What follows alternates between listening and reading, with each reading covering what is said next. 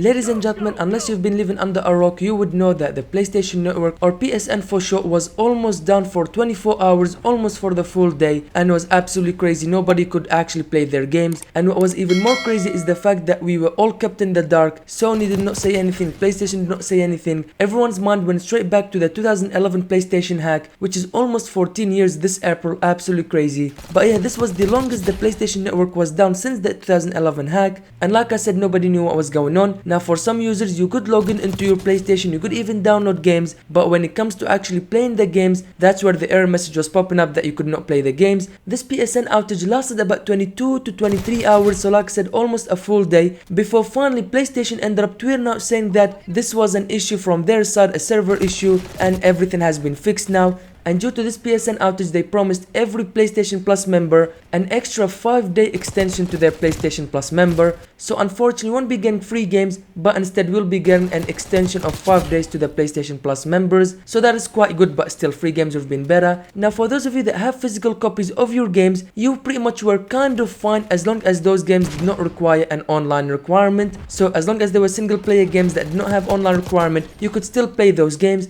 However, if you're mainly a digital gamer and you buy all your games digitally, let me just put it this way, you were simply cooked, okay? You were cooked. You could not access any of your games, whether they were multiplayer, single player, wherever. You were cooked. You had no access. So just imagine you spent 70 or even more than 70 bucks on your games, you could not access it. That was absolutely terrible, and that's why I always say physical media all the way, okay? Physical media is absolutely amazing. Which then brings me to my next point, and that is Call of Duty. You guys already knew I was gonna tie this up with Call of Duty. At the end of the day, this is a Call of Duty channel. What I'm trying to say here is with Black Ops 6, they introduced an always online requirement, which means no matter what game mode you play, you will always need to be connected to the internet in order to play any of the game modes, whether that be campaign, zombies, or of course multiplayer. Now multiplayer, yes, it makes sense, but why on earth do I need an internet connection to play campaign or zombies? Most of us paid $70 for this game, and some of us even paid $100 for the Vault Edition, only to be locked out for almost a full day without even being able to play the bare minimum of campaign and zombies. Man, oh man, we had it super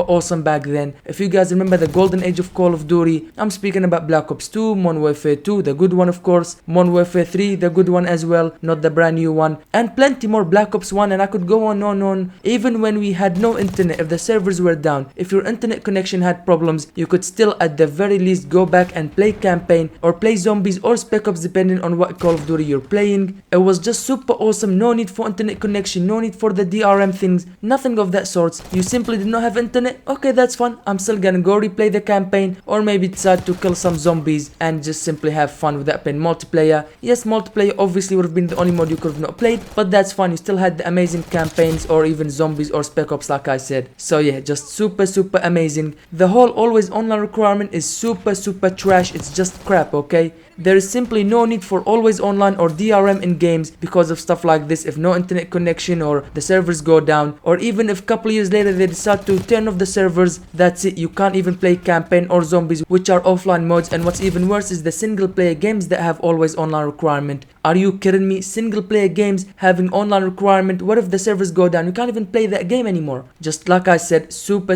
annoying, super frustrating. And if you guys remember a few months ago, before the release of Black Ops 6, when the always online requirement was first revealed for Black Ops 6, I made a similar video to this where I said this exact same thing. What if your internet goes down? Or what if your platform servers go down, or a couple years later they decide to shut off the servers for that game? You have absolutely no access anymore. Zero, zilch, nada. Simply put, you will lose full access to that game. Even if it has single player game modes like campaign or zombies, you will lose access to that game that you paid your hard-earned money for, whether it be $70 or $70 plus, depending on if you bought a special edition or not. Just like that, poof, your money went to waste. You bought something that you no longer own or have access to. This is just absolutely terrible and ridiculous. I tried uploading a video for you guys on the day where the PSN outage happened, and I couldn't even get to the main screen of the Black Ops 6. I could have made a video about the campaign, but you guessed it, didn't have access to that even though it's single player mode. I could have made a video about zombies, maybe an Easter egg or something like that. Again, you guessed it, I couldn't even access that, although that can be an offline mode as well. So yeah, just absolutely terrible like I said. Always online requirement and DRM are really unnecessary unnecessary. And yes, I do understand in a game like Black Ops 6 where everything is shared between campaign, if you earn rewards, they transfer over to Warzone, zombies and multiplayer, and if you're playing zombies then of course you're ranking up and all that, leveling up your weapons, that also has to be transferred to Warzone and multiplayer. I do understand that, but let's be honest here, for just one day if the servers go down or if your internet connection goes down, who cares if I don't level up my weapons or my player rank just for that one day?